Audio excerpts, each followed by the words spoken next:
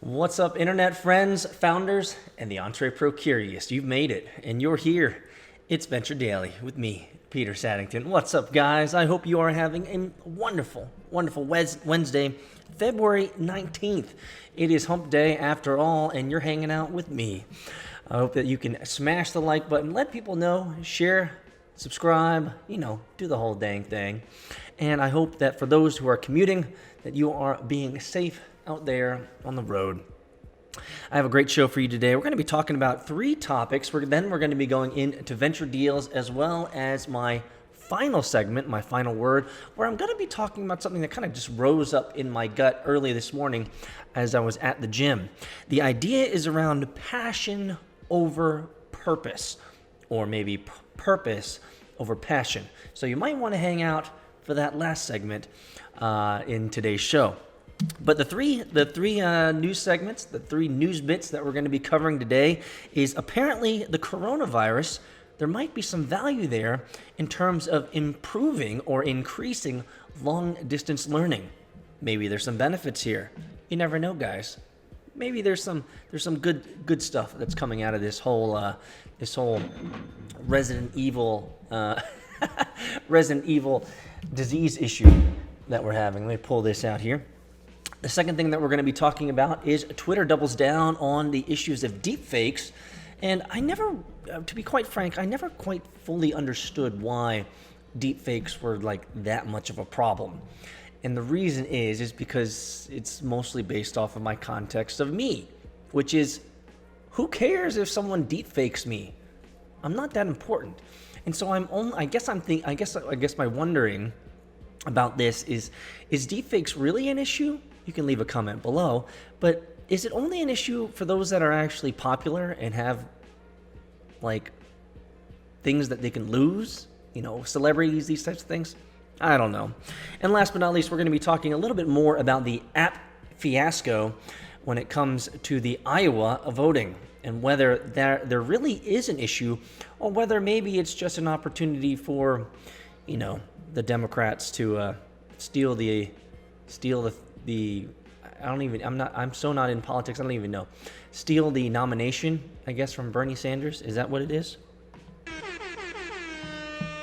Those are the three topics we're going to be talking about. Coronavirus, long distance. We're going to be talking about Twitter and its deepfakes in Iowa and the issues surrounding that. Those are the three topics for today in Venture Daily.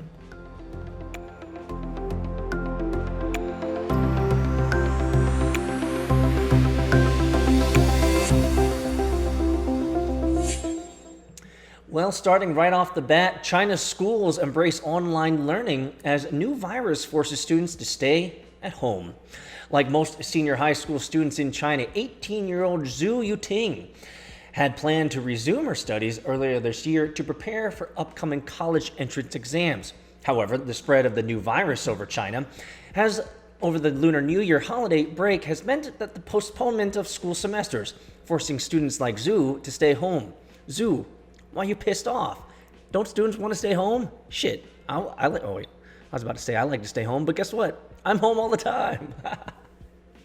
Rather than fall behind, Zhu, a studious individual clearly, and many others have already begun learning full-time again, only from home, in what may become the largest online teaching trial the country has ever seen. This could be a win, guys.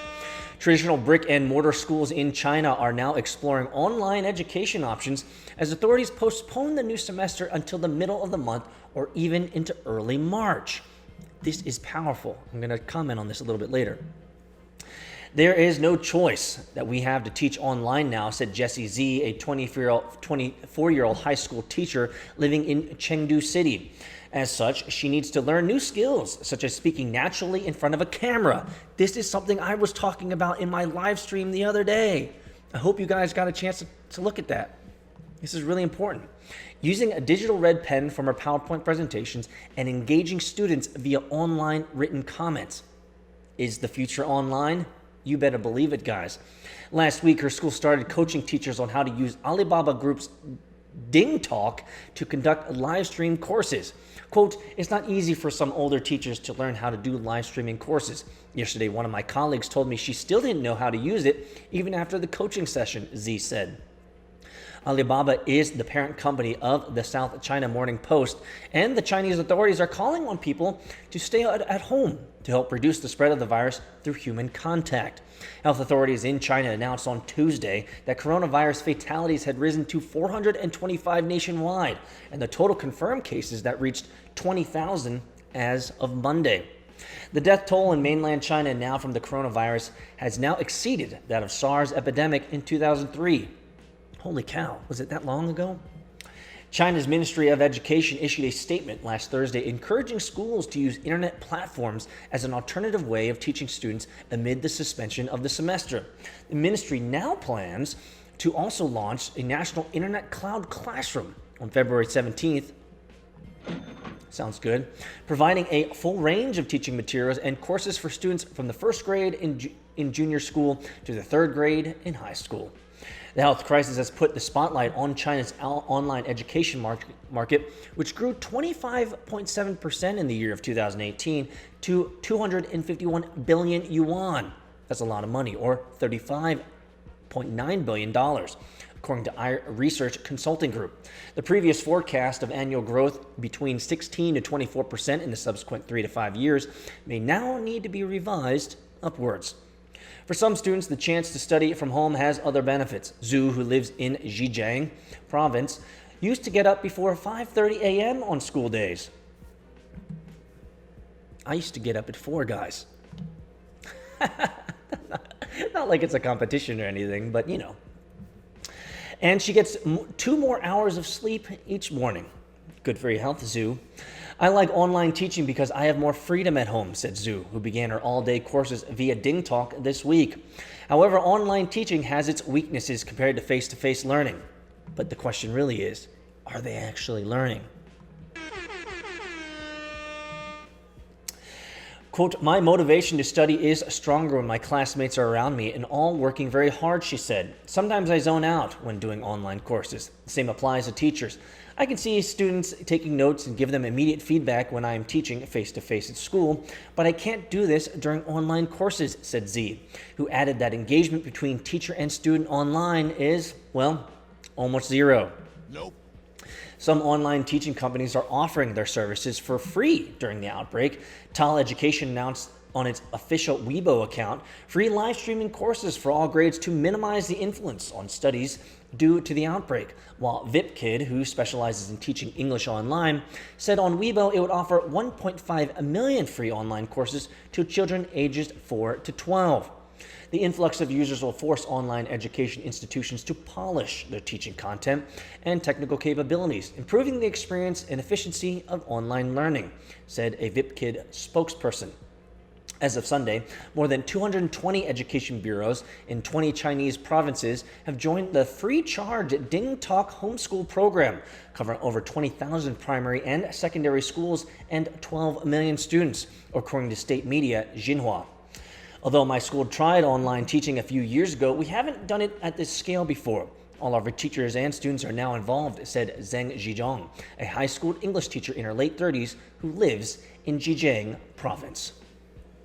Well, I'll tell you guys, I think this is a fantastic outcome. Now, you might say, well, Peter, coronavirus, not a good thing, but I think this is awesome. And the reason is it's a forcing mechanism for the state, for the educational system in China, for students to learn how to engage online. Yes. There's going to be some learning curves when it comes to self-education, online learning, online teaching, online coaching, homework, assignments, tests, all that good jazz. Totally get it. But let's be intellectually honest. The world is moving to online education. The world has already been moving to online education. Self-serve systems like Khan Academy, Code Academy, and some of the most prestigious universities, at least from what I know, in America, some of the most prestigious universities in America are offering a lot of their courses for free. You see, the entire wall is being broken down when it comes to college education. And, as you guys well know, there's always been a raging debate between the value of college education, or the value of education in general, and how it actually can apply to your real lives. You see, we are inundated with debt, and so online learning, I think this is a huge win for everyone. Let me know your comments below, guys, whether you agree with me that the coronavirus has some unintended consequences, but these consequences are relatively good in my opinion. Online learning, totally for the win. Next up here is Twitter is getting serious about taking down deepfakes. Twitter on Tuesday announced a new policy aimed at discouraging the spread of deepfakes and other manipulated media. But the service will only ban content that threatens people's safety, rights, or privacy, Axios' Kyle Daly reports. So why does this matter? Well, tech platforms are under pressure to staunch the flow of political misinformation, including fake videos and imagery. Twitter's approach, which covers a wide range of material but sets a narrow criteria for deletion, is unlikely to satisfy critics or politicians like Joe Biden and Nancy Pelosi, who have both slammed platforms for allowing manipulated videos of them to spread. You see, this really isn't a normie issue for you and I. This is only an issue for politicians, which is one of the biggest circuses and one of the biggest wastes of time and one of the biggest spectator sports in all of humanity. Let's be intellectually honest. If you are passionate about politics, choose something else.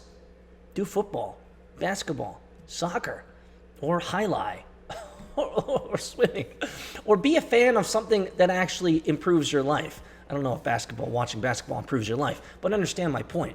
It is a spectator sport on a massive scale, and in many ways, it's just a waste of time. And so, like I was saying earlier, when it comes to deepfakes, I think when it comes to you and I, we don't have to care. Frankly, if someone deepfaked me, I would actually kind of be honored.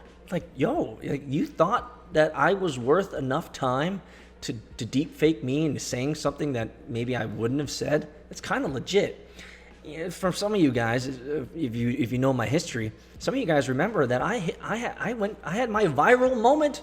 I had my 15 minutes of fame, guys, when I bought the first Lamborghini Huracan with Bitcoin back in 2015. It was syndicated. Over 300 million people approximately had seen this, according to the news reports. And so my face was plastered all over Russia and China and Korea for scammy ads and scammy crypto coins. I was kind of honored. But then again, now that I'm back to normie status, are deepfakes going to really affect me? I don't know. Let me know in the comments below whether you think I'm not caring about this enough. So according to a Twitter post, there has been significantly and deceptively altered or fabricated content that they found. That includes deepfakes, digital forgeries that use AI to generate fake footage, as well as media that's been more crudely manipulated, such by cropping out part of a video, changing its speed, or dubbing in a different audio. Yeah, but the company only expects to delete manipulated content that's shared with the intent of deceiving people, and crucially, that's likely to cause harm. Manipulated media that doesn't fit all criteria for removal may be labeled as misleading, affixed with a warning that people will see if they try to like it or retweet it, or algorithmically downranked so that, for instance, it doesn't show up in users' content recommendations. But how do they really know? That's the real question. For the record, those criteria mean the viral video of Pelosi that had been slowed down to make her seem drunk would be labeled, but not removed under the new policy. Is she really that important? Nobody cares. Seriously, nobody cares, Nancy. Nobody cares. So let's just talk about the bottom line here. Twitter is going noticeably further with its monitoring plans than Facebook, which announced last month that it would only ban deepfakes but leave less sophisticated fakery alone. So what's next? Twitter will start reinforcing the policy in March 5th. To identify manipulated media, it will draw on assistance from crowdsourced content reports as well as outside partners. So when it comes to fake news, fake media, and deepfakes and these types of things, we've talked about Facebook getting into the game, certainly. But it seems like Twitter is going even farther. Does the digital public square of Twitter really need this type of monitoring? And it does make me think for a second here. If the public square of Twitter, or at least the leadership over at Twitter, believe that the public square requires monitoring, what really is the agenda here? What really is the concern here? You see, you only monitor something if you believe it's a potential risk or if you believe it has benefit.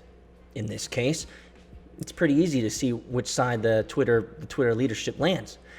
They're concerned about the content and they want to see what's going on. They want to monitor the content because it's a risk. So the question you have to ask yourself is, what is the risk? Is risk just to politicians like Nancy Pelosi and Bernie Sanders? Or is the risk greater?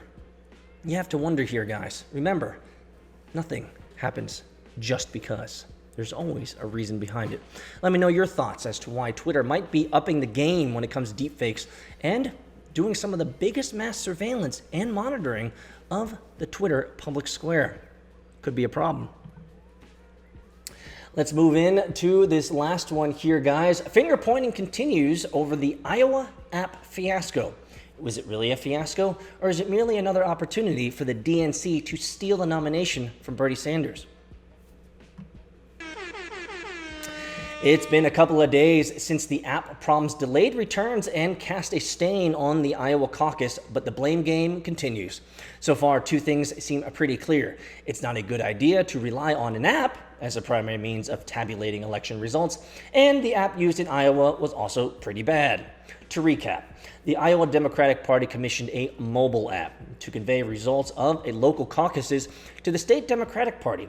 Finding issues with the app, many precincts chose to phone in results instead, but the party didn't have enough staff to handle those reports, delaying the results. So what's the bigger picture here? The problems in Iowa come at a particularly tough time. The U.S. is already struggling to bolster the stability and reliability of its elections. Were they ever reliable? Which are under stress from extreme partisanship, the spread of conspiracy theories on social media, and the still fresh memories of Russian meddling in the 2016 contest, which actually was proven to never actually really happen. So I don't know why it's continuing to be brought up. And as Axios' Scott Rosenberg reports in today's codebook, security is essential to election technology, but it's not the only thing. Voting systems, whether paper or digital, also need to be straightforward, transparent, and auditable. Despite advances in technology, paper is seen as the gold standard because it offers all three. But if you're going to use technology, you want to make sure it's thoroughly tested and proven reliable. The app used in Iowa, made by a startup called Shadow, was, well, neither. Nope. In fact, according to reports, it was buggy and error-prone, difficult to use, and not even designed to be used in production, relying on a testing protocol for distribution. And while there was no evidence of any hacking taking place, ProPublica reports the app was also highly susceptible to intrusion. The same report also says that the Homeland Security Department offered to help test the app, but the Iowa Democratic Party declined the offer, mostly because they don't actually want you to know what's happening. So what are they saying then? Zeynep Tufekci on Twitter said, quote, "Who needs the Russians when elite arrogance matched with magnitude by their incompetence can screw things up this badly? If it were only the Russians, it'd be easier to fix. Worse, there was no need for that damn app." Well, I don't know why people are continuing to say that it's Russia when it's been proven that it's not Russia or Cambridge Analytica or any of that stuff. Is this still a talking point, guys?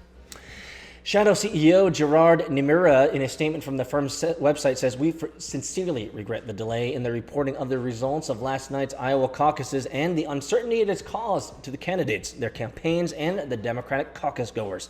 As the Iowa Democratic Party has confirmed, the underlying data and collection process via Shadow's mobile caucus app was sound and accurate, but our process to transmit that caucus results data generated via the app to the IDP was not."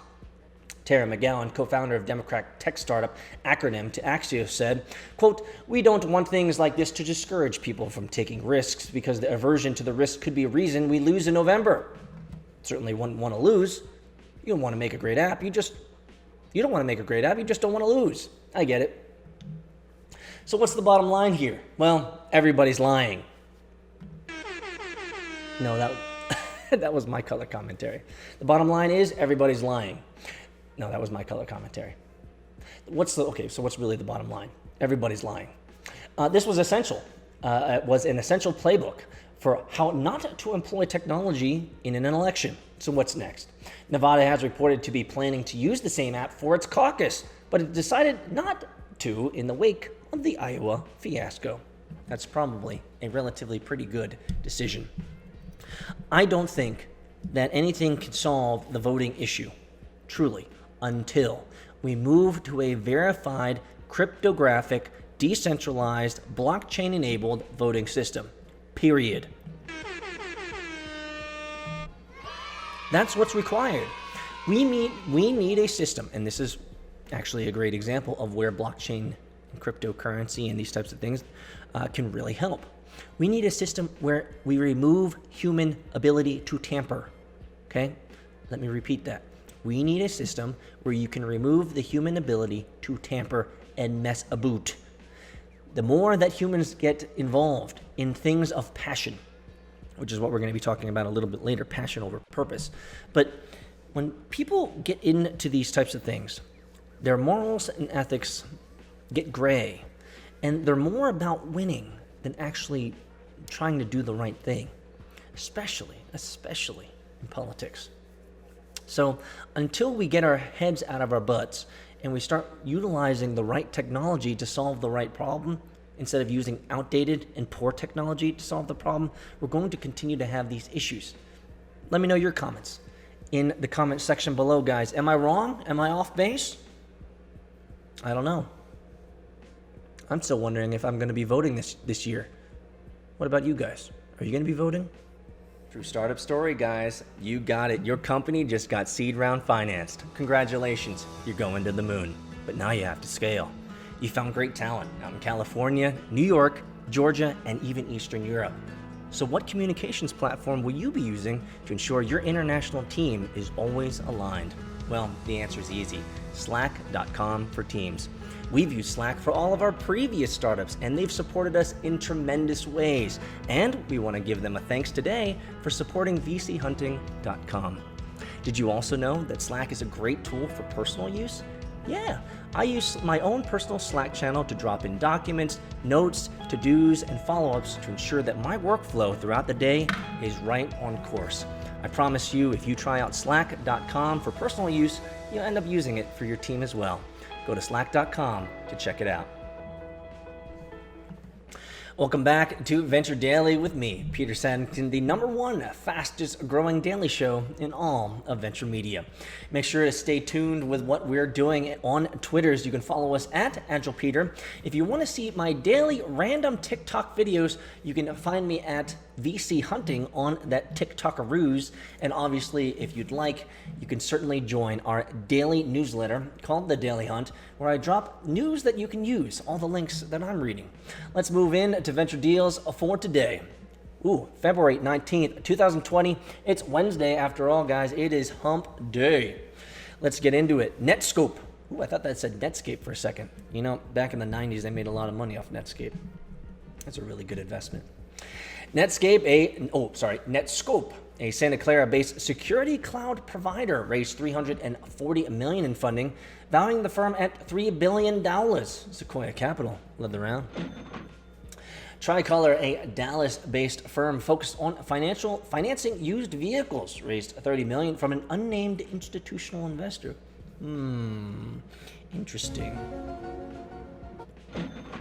Masabi, that's a cool name. A London-based firm focused on public transport fares raised an undisclosed amount from Shell. Masabi previously raised $20 million in a growth fund led by Smedvig Capital. Paystand, a Scotts Valley, California-based B2B fintech focused on payments, raised $20 million in Series B funding. Not bad. Investors included DNX and Battery Ventures. I got a little spider here, guys. I don't know if you can see this, but I got this spider crawling. No, I'm not going to eat it, guys. I'm going to drop him over here. Did you think I was going to eat that spider? Worlds, a Dallas-based spatial AI company spun out of Hypergiant Sensory Sciences, raised $10 million in Series A funding. Align Capital led the round and was joined by other investors. Nerve, a London-based wearables maker, raised $9 million in funding. Hero Capital led the round. SureSale, a Los Angeles-based used vehicle inspection firm, raised $7 million in Series A funding. Upfront Ventures led the round. It was joined by investors including Coffin Capital. Planner, it's like gangsta.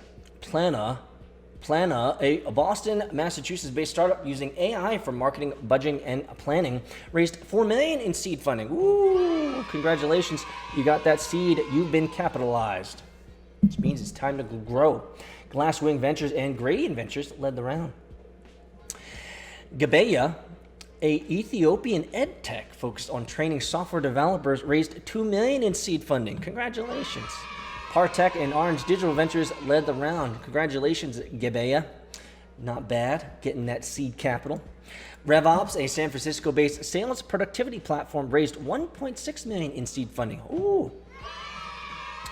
Those seeds, getting that money, guys. Gradient Ventures led the round and was joined by Caffeinated Capital. Well, that right here, guys, are your venture deals for February 19th, 2020. It's Wednesday after all. I cannot believe it. The week is going by, the month is flying by, and let's talk about passion versus purpose.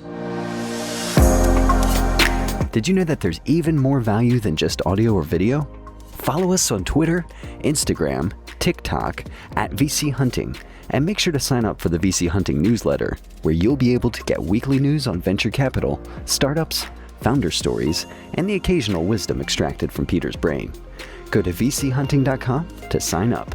And now, back to the episode.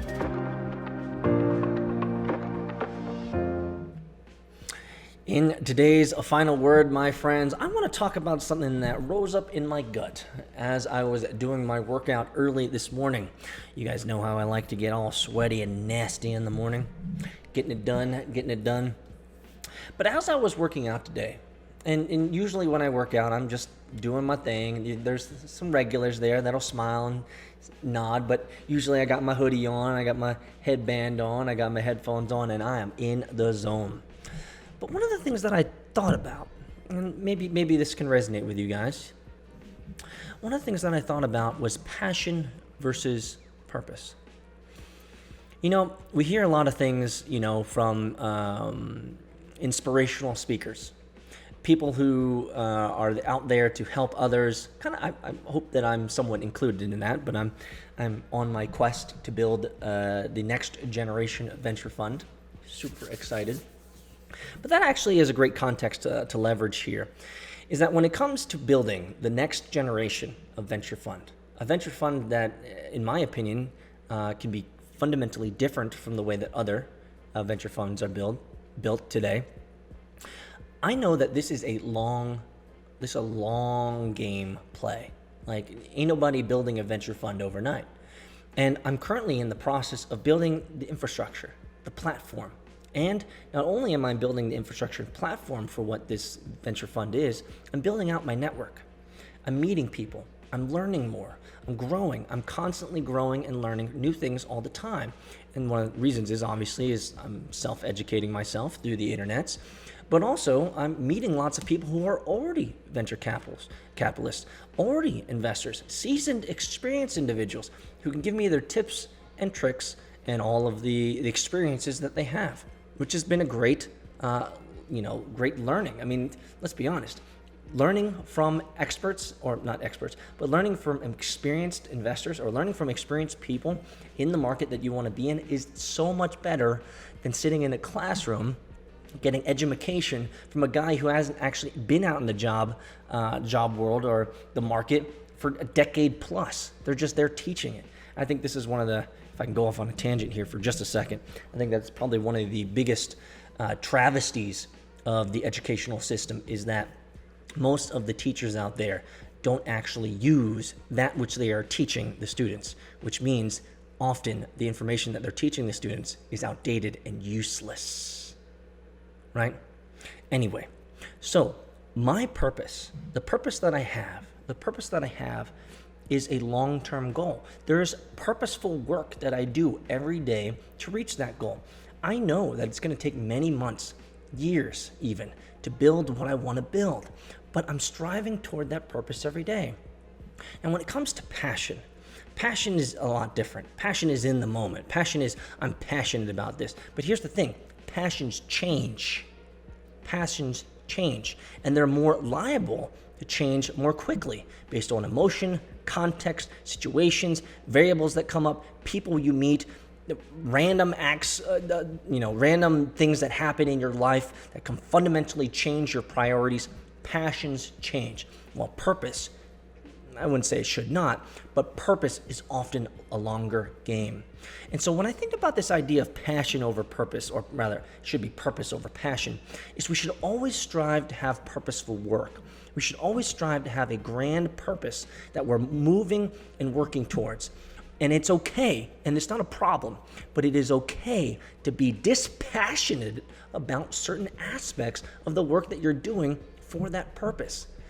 There are a lot of things that I'm going to have to learn to build a venture fund of the future, a unique venture fund of the future. And a lot of that stuff that I'm going to learn is going to be stuff that I'm not really that passionate about. It's not going to be fun. It's going to be sucky, but I have to learn it.